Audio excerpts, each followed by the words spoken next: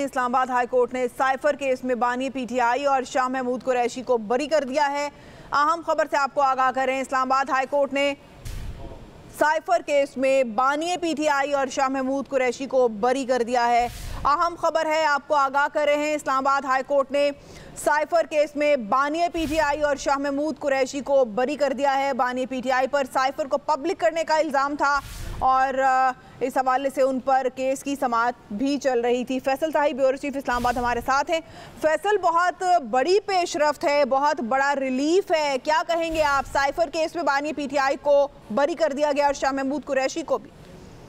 बिल्कुल, ये बानी पीटीआई जो है और जो शाह महमूद कुरैशी हैं, साइफर केस में उनकी अपीलें जो है वो इस्लामाबाद हाई कोर्ट ने मंजूर कर ली हैं। इस्लामाबाद हाई कोर्ट ने बानी पीटीआई और शाह महमूद कुरैशी को साइफर केस में बरी कर दिया है। इस्लामाबाद हाई कोर्ट ने ट्रायल कोर्ट का जो फैसला था जिसमें उन्हें सजा सुनाई गई थी उसे कलअदम करार दे दिया है। साइफर केस में मरकजी अपीलों पर महफूज फैसला जो है वो इस्लामाबाद हाई कोर्ट के 2 रुकनी बेंच ने सुनाया है। चीफ जस्टिस आमिर फारूक और जस्टिस मियां गुल हसन औरंगजेब पर मुश्तमिल ये बेंच था जो महफूज थोड़ी देर पहले फैसला किया गया था। सुनाते हुए अपीलें जो है वो मंजूर की गई है। बानी पीटीआई और शाह महमूद कुरैशी को जो है वो साइफर केस में बरी कर दिया गया है। आज जब समाअत का आगाज हुआ तो जो FIA के प्रोसिक्यूटर थे अहमद अली शाह वो आज भी पेश नहीं हुए। जो उनके वकील थे उनका मौक़िफ़ था कि अहमद अली शाह जो है अस्पताल में थोड़ा सा वक्त दिया जाए, लेकिन जो उनके वक्त देने की सजा थी वो अदालत ने मुस्तरद कर दी। आज जब समाअत का आगाज हुआ तो चीफ जस्टिस ने इस्तफसार किया कि ये बताएं कि शहादत में बता दें कि ये कहाँ है कि वज़ीर आज़म के पास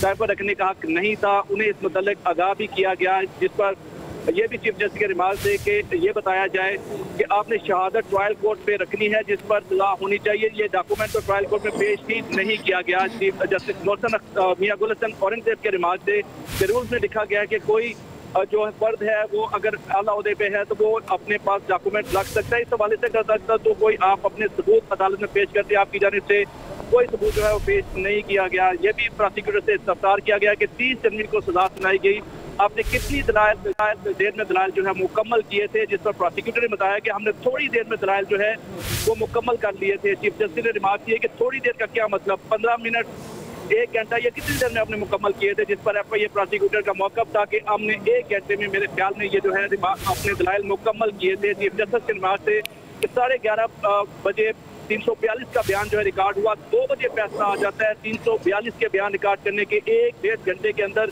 70 सफ़हातों मुश्मिल जो है वो फैसला आ गया। चीफ जस्टिस ने रिमार्क दिया कि हम अपने फैसले में लिखेंगे कि बहुत अच्छा ट्रायल हुआ है, अगर ट्रायल ठीक नहीं हुआ तो रिमांड बैक कर देंगे। इस पर चीफ जस्टिस के ये भी रिमार्क है कि 3 महीने आपको और सलमान सफ्दर को सुना, अब हम वापस कैसे भेज सकते हैं, हम रिमांड बैक नहीं करेंगे। आज इस पर फैसला सुनाएंगे, जिस पर अदालत ने फैसला महफूज किया और महफूज फैसला सुनाते हुए बानी पीटीआई और शाह महमूद कुरैशी को साइफर केस से बरी। अच्छा फैसल, ये भी बताइएगा और किस किस का नाम शामिल था साइफर केस में? बानी पीटीआई और शाह महमूद कुरैशी को तो आज बरी कर दिया गया है, क्या मजीद भी तहरीक इंसाफ के रहनुमा थे जिनके नाम शामिल थे?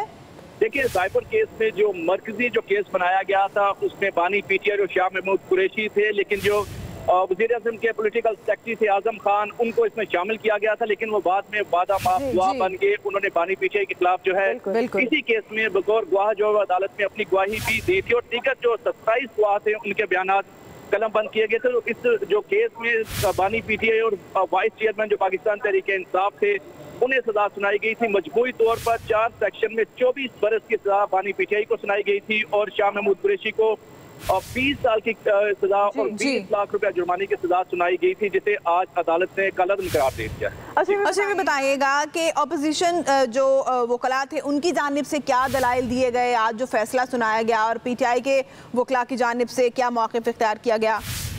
देखिए, जो अपोजिशन वकला थे ये FIA के प्रोसिक्यूटर थे अहमद अली शाह। पहले तो उनके दलाइल थे लेकिन वो गुज़िश्ता मुसलसल 3 समातों से अदालत में पेश नहीं हो रहे थे। मुख्तलिफ वो उसकी जो है वो उसर पेश कर रहे थे क्योंकि बताया जा रहा था उनकी वालदा जो है वो एडमिट है, पेश नहीं हो रही, लेकिन अदालत बार बार उन्हें बुला रही थी कि अपने दलाइल आके मुकम्मल करें, क्योंकि जो बानी पीटीआई और शाह महमूद कुरैशी के वकील थे सलमान सफ्दर, उनके दलाइल मुकम्मल हो चुके थे। अहमद अली शाह जो FIA के प्रोसिक्यूटर है उनके भी दलाइल मुकम्मल हो चुके थे। हतमी दलाइल जवाब जो दलाइल है वो देना बाकी थे।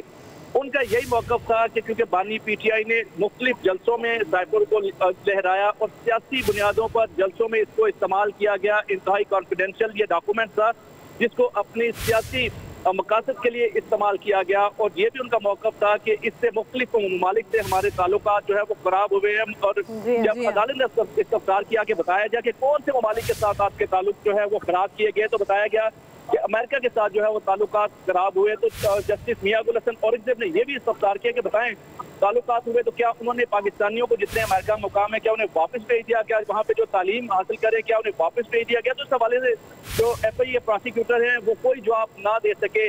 और साथ जो मेन नुकता था कि ये बताया जाए कि ट्रायल का टोटल ड्यूरेशन क्या थी, टाइम क्या था। 342 का जब बयान होता है तो उसके लिए वक्त दरकार होता है, 2 से 4 दिन, हफ्ता 10 दिन लाजमी लगते हैं। लेकिन एक ही दिन में ये चीजें कैसे मुकम्मल हो गई। 11:30 बजे 342 का बयान जो है वो रिकॉर्ड किया जाता है मुल्ज़मान का। और इसमें यह भी शाह महमूद कुरैशी का वकील सलमान सफदर का मौक़िफ़ था कि जो शाह महमूद कुरैशी का बयान था 342 का वो रिकॉर्ड किया ही नहीं गया, बल्कि जो जज अब्दुल हुसैन जुल्करनैन थे उन्होंने शाह महमूद कुरैशी और बानी PTI को बुलाया और उन्हें कहा कि मैं आपको सजा सुनाता हूँ। जो एक प्रॉपर प्रोसीजर है उसको फॉलो नहीं किया गया। बहुत जल्दबाजी से जो है वो खसूसी अदालत ने जो काम लिया जिसके बाद सजा सुनाई गई। ये अपीलें थी, इसी अपीलों को जो है वो इस्लामाबाद हाई कोर्ट में जो सलमान सफदर है उनकी जानिब से तो जो है वो दलाइल दी गई जिससे अदालत ने जो है वो मंजूर किया है, जिसके बाद ये अपीलें जो है मंजूर की गई हैं और बानी PTI और शाह महमूद कुरैशी को जो है इस केस में बरी करार दिया गया है। अब इस वक्त इस्लामाबाद हाई कोर्ट में पाकिस्तान तहरीक इंसाफ के कारकुनान रहनुमा बड़ी तादाद में मौजूद है और फैसले पर जश्न मनाया जा रहा है, नारेबाजी की जा रही है। साथ ही रहिएगा, जश्न मनाया जा रहा है। मजीद आपसे अपडेट्स लेंगे, साथ ही रहिएगा। माहिर कानून आबिद जुबैरी साहब ने हमें ज्वाइन किया, बहुत शुक्रिया आबिद जुबैरी साहब आपके वक्त का। क्या समझते हैं आप, बहुत बड़ी पेशरफ्त है ये और बहुत बड़ा रिलीफ है ये तहरीक इंसाफ के लिए, उनकी लीडरशिप के लिए। इस्लामाबाद हाई कोर्ट ने जो साइफर केस में आज बानी PTI और शाह महमूद कुरैशी को बरी कर दिया है। हाँ, बिस्मिल्लाहिर्रहमानिर्रहीम। बिल्कुल, देखिए जी शुरू से ही हम लोग कहते थे कि ये जी बिल्कुल साइफर का कोई केस ही नहीं बनता, कोई ऑफिशियल सीक्रेट्स एक्ट की वायलेशन नहीं हुई है। और जो सजा जो दी गई, जिस तरह से आपने देखा इलेक्शन से पहले सजा दी गई, वो बिल्कुल मैनेज्ड सजाएं थी कि आप देखिए इद्दत का केस हुआ, साइफर का केस हुआ और दूसरा एक केस जिसमें इनको सजा दी गई इमरान खान साहब को। बिल्कुल इन पे केस नहीं बनते थे, ये केस बनाए गए ताकि उनको इलेक्शन से बाहर रखा जाए उनके। और एक क्योंकि एस्टेब्लिशमेंट ने फैसला कर लिया था कि जी उनको रखना, जिस तरह से अभी भी आप देखें जेल में उनको रखा है, हर केस में उनकी गिरफ्तारी डाल दी जाती है, उनको जेल से नहीं आने दिया। बिल्कुल सही फैसला है इस्लामाबाद हाई कोर्ट का, इसको कलअदम करार दे दिया, एक्विट कर दिया। ये नीचे का गलत एक बेइंसाफी से एक मबनी फैसला था नीचे वाले जज का। और जिस तरह से हुआ था आपको याद है, वो भी छुट्टी पे चला गया, फिर बाहर गया था वो जज एकदम, और कहा इन्होंने कि तुम सही फैसला नहीं कर, बायस का होगा। लेकिन इस्लामाबाद हाई कोर्ट ने उस वक्त उस केस को उससे उन जज साहब के पास से नहीं हटाया, लेकिन उसने इतनी जल्दी में उजलत में फैसला करके सजा दिया। और उससे पहले कि वो फैसला निकलता उनकी अरेस्ट होकर उनको गिरफ्तार भी कर लिया गया था 4 अगस्त से। और टीवी से भी गायब हो गए, खबरों से भी आपके यहाँ भी बानी PTI बन गए वो। तो ये बिल्कुल मैं समझता हूँ बिल्कुल इंसाफ के हिसाब से फैसला हुआ है। और ये सारे 40 केसेस इनके खिलाफ बने हुए आहिस्ता आहिस्ता के, ये तोशा खाना, इद्दत का केस, अब देखिए इद्दत का केस का भी फैसला आने वाला था और वो भी गलत फैसला था, लेकिन वो देखिए वो भी एक प्लानिंग के तहत उस